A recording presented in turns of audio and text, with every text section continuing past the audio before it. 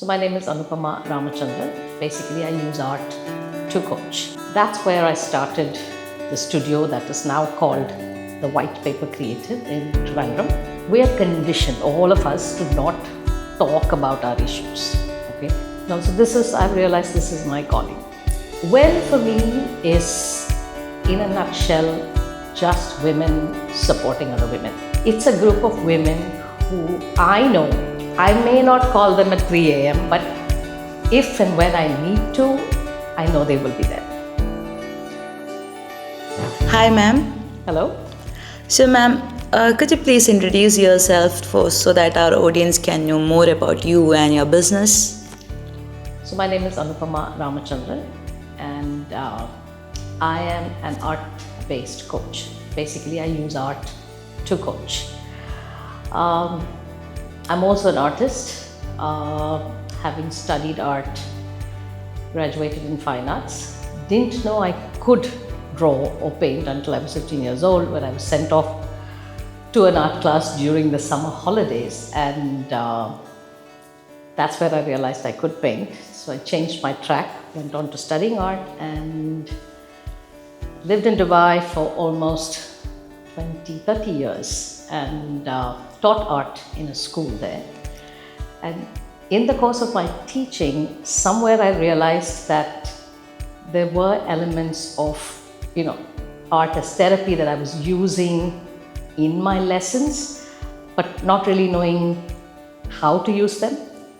So went back to studying art for healing. I did my post-graduation in art for healing, and husband retired, so we moved back to India, and that's where I started the studio that is now called the White Paper Creative in Trivandrum,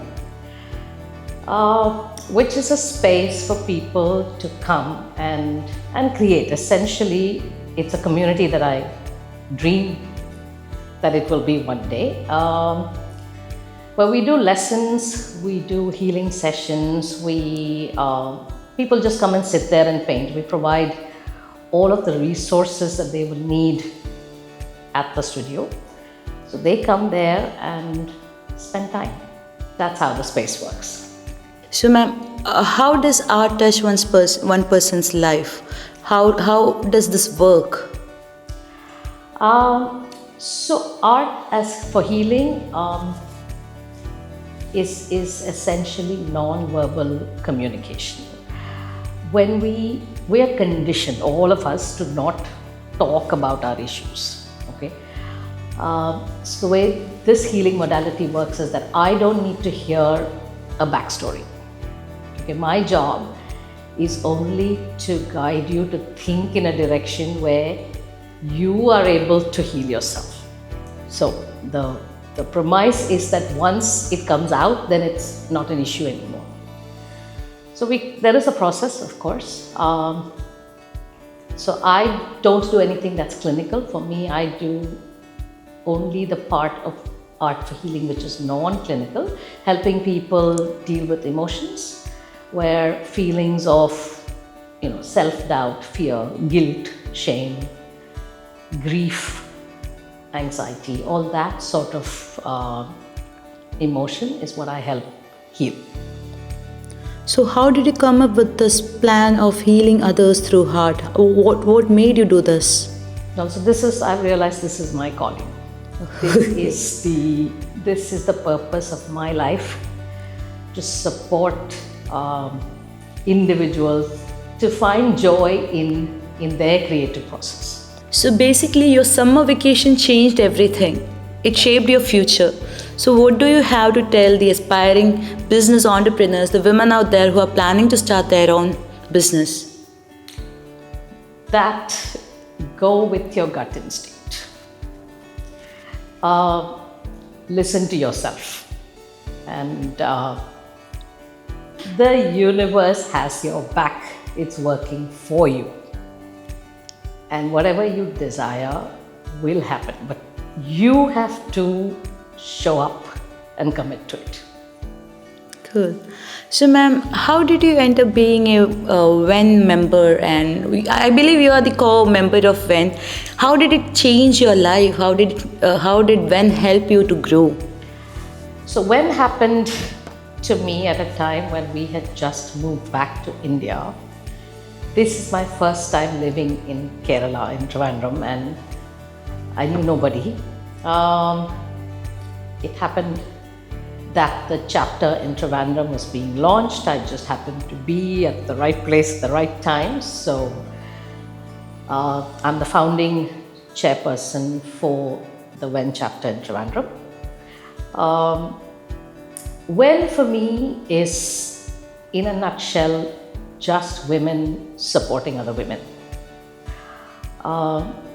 When we gather, the vibe, it's just something, it's not something I can explain in that sense. You have to be there to understand how that feels. It's a group of women who I know. I may not call them at 3 a.m., but if and when I need to, I know they will be there. As when what we do for other women is organize seminars, workshops, events, help connect them with people or help them directly in ways to upskill their business.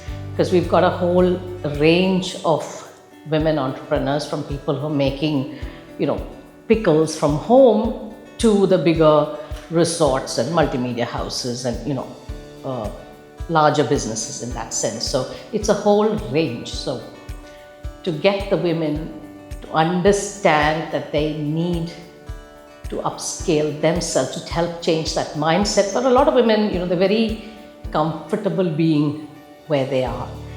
And as much as we, now talk about empowerment and women leaders, I believe the struggle that they face is actually not external, it's internal. The struggles that they face with their own conditioning and their own mindsets and thinking and not reaching for the stars. So that's what we hope as WEN to be able to inspire women to do.